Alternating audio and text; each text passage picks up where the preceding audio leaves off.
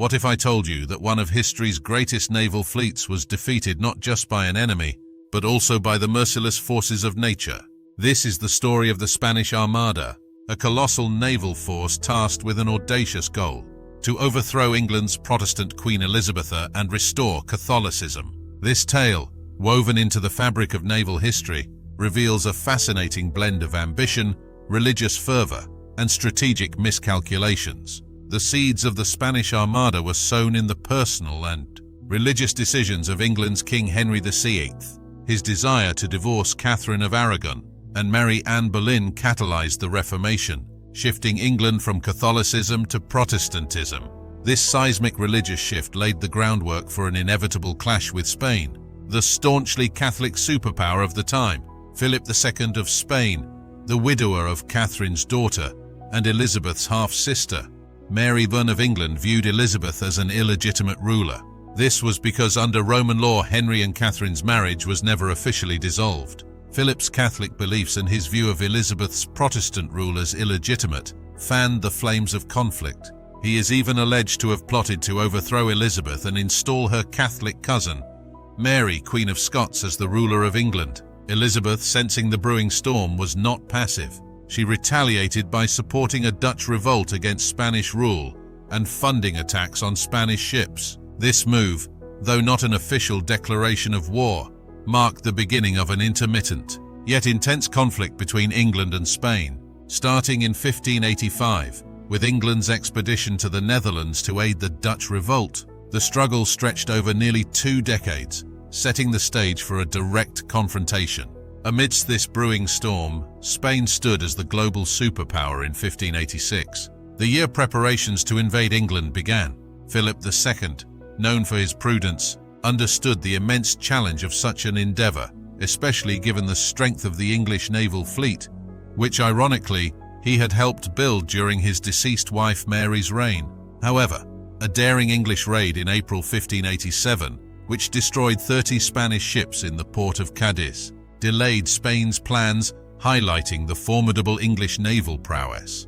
Despite these setbacks, Pope Sixtus V saw the invasion of Protestant England as a righteous crusade. He allowed Philip to collect crusade taxes to fund the expedition, adding a religious fervor to what was already a potent mix of political and dynastic rivalries. Thus, the stage was set for one of the most dramatic naval confrontations in history. The Spanish Armada, a fleet composed of 130 ships, set its sights on England, where 200 vessels awaited. The real threat, however, came from Spain's superior firepower, which outmatched England's by 50%. This formidable Spanish fleet, under the banner of Catholicism, was about to embark on a mission that would forever alter the course of European history. The composition of the Spanish Armada was a remarkable feat of naval logistics. It comprised 130 ships, a mix of purpose-built warships, armed merchantmen, auxiliary vessels, and supply ships. Notably, nearly half of these vessels were not designed as warships, but were repurposed for scouting, dispatch work, or transporting supplies, animals, and troops. This fleet was set to join forces with the Spanish army, led by Alexander Farnese in the Spanish Netherlands, amassing a formidable invasion force. In England, however, a preemptive strike in April 1587 by the privateer Francis Drake inflicted a severe blow to the Spanish Armada. Raiding the port of Cadiz, Drake's daring operation, known as the singeing of the King of Spain's beard, captured or destroyed about 30 Spanish ships and a large quantity of supplies. This audacious raid not only delayed the Armada's departure, but also signaled the potency of English naval capabilities. Despite these setbacks, Philip II remained undeterred. The Armada, a blend of military might and religious fervor, eventually set sail for England. This marked the beginning of a confrontation that would test not only the naval prowess of both nations, but also the resolve and strategies of two of the era's most significant monarchs, Elizabeth I of England and Philip II of Spain. In late May 1588, the Spanish Armada, a fleet comprising 130 ships, embarked from Lisbon on its historic voyage. However, the journey commenced under less than auspicious conditions. Storms in the Bay of Biscay battered the fleet, compelling 4 galleys and a galleon to turn back, while others docked at A Coruña for repairs. Ultimately, 137 ships resumed their course towards the English Channel. This fleet, a mixed assembly of warships and vessels repurposed for military use, was a testament to Spain's naval ambitions and logistical capabilities. Upon sighting the English coast on July 29th, the Armada appeared off the Lizard in Cornwall. News of its arrival spread rapidly to London through a network of beacons along the south coast. However, a tide trapped the English fleet in Plymouth Harbour, momentarily giving the Spanish a tactical advantage. Despite this, the Spanish, under the command of the Duke of Medina Sidonia, an aristocrat with no prior naval experience, missed a critical opportunity to attack the English fleet. The English fleet, although outnumbered, boasted smaller, more maneuverable ships, which were crucial in the ensuing engagements. The Spanish Armada, adhering to its orders, sailed east towards the Isle of Wight, maintaining formation despite continuous harassment from the English ships. The English expended a considerable amount of ammunition in these pursuits, but were unable to break the Spanish formation. This period of the Armada's voyage highlighted contrasting naval strategies.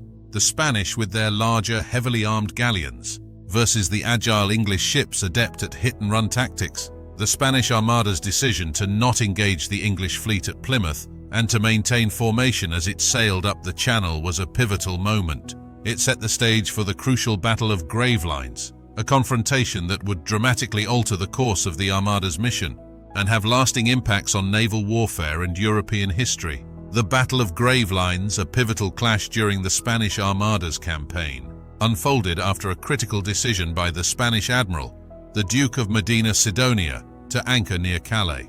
While awaiting communication from the Spanish army in the Netherlands, the Armada, mostly intact, faced a daring English offensive. The English launched fireships, vessels set ablaze and directed towards the Spanish fleet, causing panic and disarray among the Spanish ships. This forced the Armada to break formation and scatter, a maneuver contrary to their typical tight, crescent-shaped defensive formation. The ensuing battle, fought on July 29, 1588, marked a turning point. The dispersed Spanish fleet found itself under relentless attack from the more agile English ships. Despite Spain's superior firepower, the English navy, led by Lord Howard of Effingham and Sir Francis Drake, exploited their ships' maneuverability and the advantage of fighting close to home. The Spanish, laden with supplies for a prolonged campaign and an invasion force, were less nimble and more vulnerable to the English hit-and-run tactics. During the 8-hour conflict, the English managed to sink one Spanish carrack and force several other vessels, including galleons and a pinnace, to run aground. Despite being outnumbered, the English fleet's tactical prowess and the Armada's inability to effectively engage in close-range combat turned the tide in England's favour. In the aftermath of the Battle of Gravelines, the Armada, though battered, regrouped in the North Sea. However, strong southwesterly winds thwarted any chance of returning to the Channel. Pursued by the English Navy, the Spanish fleet had no choice but to embark on a perilous journey home, via Scotland and the west coast of Ireland. This route, fraught with risk and severe storms, led to further losses for the Spanish fleet. The Battle of Gravelines was not just a naval engagement, it was a testament to the evolution of naval warfare, showcasing the effectiveness of maneuverable fleets over larger, heavily armed ones. It also underscored the strategic missteps and miscalculations that would lead to the downfall of the once invincible Armada. The aftermath of the Spanish Armada's defeat marked a turning point in 16th century European history. The once invincible Armada's return to Spain was a harrowing journey. Navigating around Scotland and Ireland, the fleet encountered severe storms, resulting in the loss of a significant number of ships and lives. Only around 2/3 of the original fleet managed to return home, a testament to the perilous and unforeseen challenges they faced. This naval disaster had profound implications for Spain. Financially, the expedition was a calamity, heavily straining the Spanish treasury. The loss of ships, experienced sailors, and soldiers weakened Spain's naval capabilities, diminishing its status as the dominant global maritime power.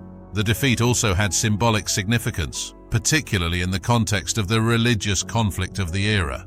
The failure of what was considered a crusade against Protestant England was seen as a blow to Catholic hegemony in Europe. For England, the victory over the Spanish Armada had far-reaching effects. It bolstered national pride and confidence, reinforcing England's maritime aspirations and capabilities. The success against the Armada was a catalyst for England's future naval dominance and colonial expansion. It also provided a psychological boost, symbolizing resilience and triumph against a formidable adversary. The broader impact of the Armada's defeat was felt across Europe. It emboldened other nations, especially the Dutch, in their fight for independence from Spanish rule. The weakening of Spain's naval power indirectly supported the cause of Protestantism in Europe, challenging the Catholic Habsburgs' influence. In response to the defeat, England launched a counter-armada the following year. Although this campaign was less successful and resulted in heavy losses, England's naval prowess continued to grow, solidifying its position as a major maritime power. The story of the Spanish Armada remains a significant chapter in naval and European history, symbolizing the shift in power dynamics and the importance of naval strategy and innovation. It serves as a reminder of the consequences of overambition and the transformative power of military conflict in shaping world history.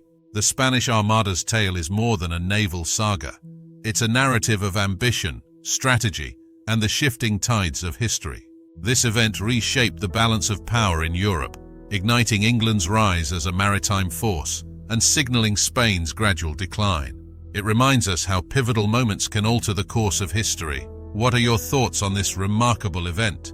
If the Armada had succeeded, how different do you think our world would be today? Share your views in the comments and have a lovely day.